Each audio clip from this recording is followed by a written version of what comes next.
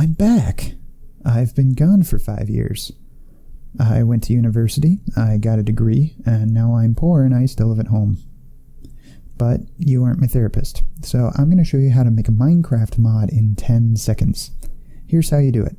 You open the software, you create the item, you add a texture, you add the details for the item, you save the item, you hit play, and bing bang boom, you've made a Minecraft mod. Way to go! But now I'm going to show you how to actually do this properly because there's just a little bit more to it than that.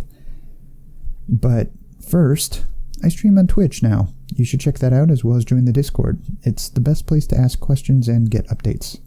Links are in the description. Also, subscribe. So about 6 years ago, I made a mod tutorial, and let's be honest, it was horrible.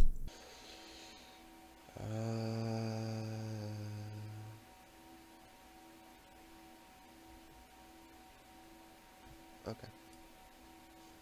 I don't know. Yeesh. So I found the solution to all of your modding problems. It's a piece of software that makes it super easy to create a mod. It doesn't require the ridiculous setup, and you don't have to know Java to make anything. Although you do have that as an option. Also, this tutorial should work on Windows, Mac, and Linux. So let's get started.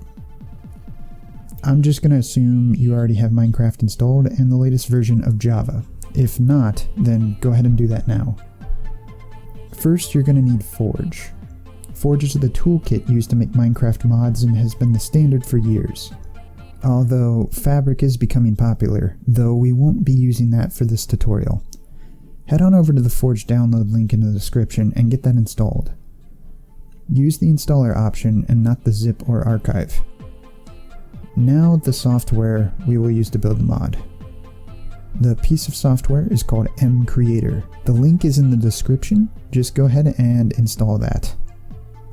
Now that you have mCreator, let's go ahead and open it up. We're greeted with this dialog window asking us what we want to do. You have several options, but because we don't have anything yet, we will just create a new workspace. Make sure that Minecraft Forge is selected on the right, enter the mod name, we will call this tutorial mod, and make sure the proper Forge version is selected. Hit create workspace, and now we wait for the project to build. This build may take a while. When I say a while, I mean a while. Like, you're probably gonna cry a little bit. Don't worry, this should only happen one time. So, now that you've depleted all of your tier ducts, we have a nice screen full of gibberish. It's really not, it's actually output from the build for debugging purposes, but we don't want to see this, so we make it go bye-bye now. Click the Workspace tab at the top left to get rid of it. Now we have a screen telling us to hit the plus button to add a new element to our mod. We click the top left and you can see the rows of things we can add. It's a little overwhelming though, so let's just click item to get started. It's asking for the name of the item, but because I'm blanking right now, we will just call it Fubble Bubble and hit create new item.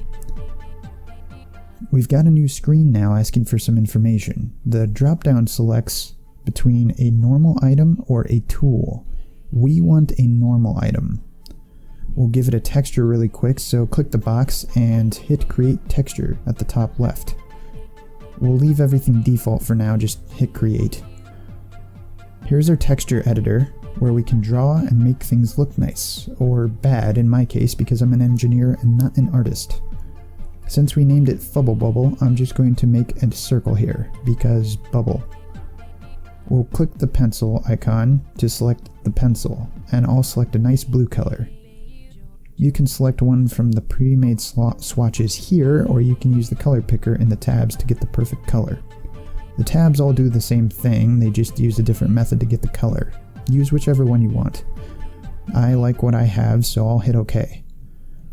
On the left side where it says pencil, you can see the different properties that you can change. I'm going to change the shape to circle, because I want to make a circle. The size is a little bit small, so I'll increase the size to 16, which is the width of our texture. I don't really want a smooth edge, but you can do that if you would like. It just adds some transparency to the edges to make it look a little smoother in the game. Now I'll just line this up in the center of the screen and boop, a texture has appeared. I don't want the center though, so I'm going to go ahead and delete that with the eraser tool. I'll click on the eraser icon and follow the same process, although I don't need a color here, it's not necessary. A circle size of 8 will do fine, and I do want a smooth edge this time.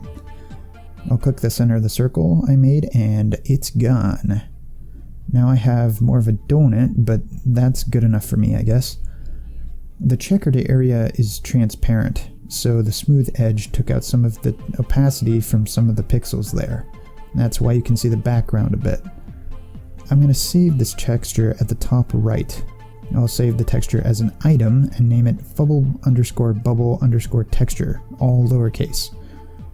Because that's required due to naming conventions.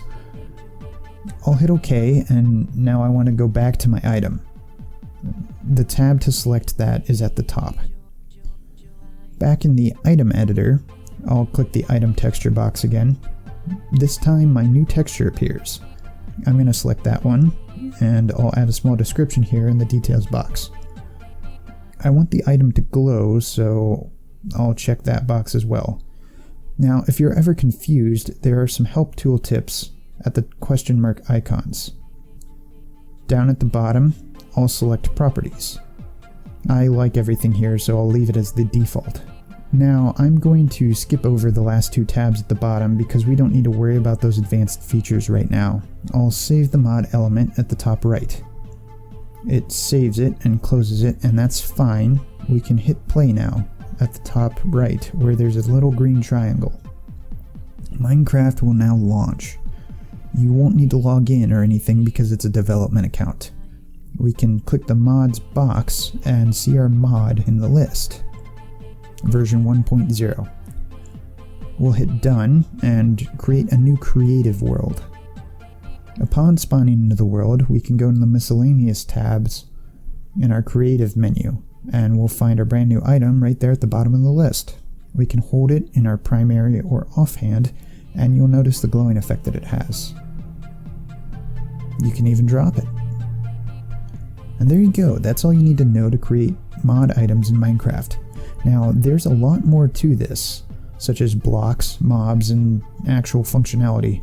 But if I include that in this video, then this will be 8 hours long.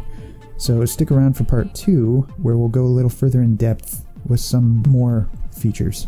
If you have any questions, make sure to join the Discord. Myself or other people will be happy to help you. Don't forget to check out my Twitch channel. I'll be doing mod development streams there if you're interested. If you liked the video, you know where the button is. Just go ahead and click that.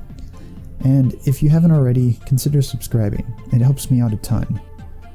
Have a great day, and I will see you in the next one.